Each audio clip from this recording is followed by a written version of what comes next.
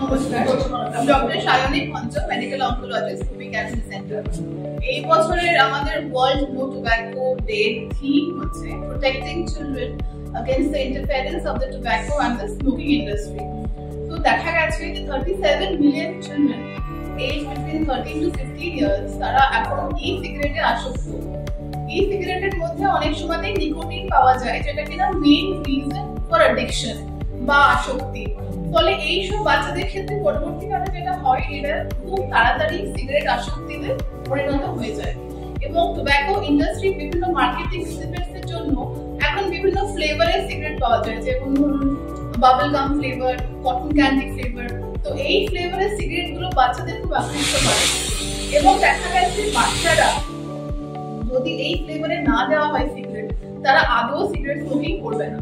ফলে WHO যে এত বছরের এত প্রচেষ্টার জন্য যেটা হয়েছিল যে একটা স্মোকিং এর বা একটা টোব্যাকোর উপর যে আমরা নিয়ন্ত্রণটা আনতে পারছি না, এখন একটা নিউ ওয়েভ অফ রিসার্জেন্স হচ্ছে, যেখানে ইয়াং চিলড্রেনদেরকে আমরা টার্গেট করে, আমরা টোব্যাকো ইন্ডাস্ট্রি টার্গেট করে এদের ফিউচারে এদেরকে সারা জীবনের জন্য ওদের কনজিউমার করতে চাইছে।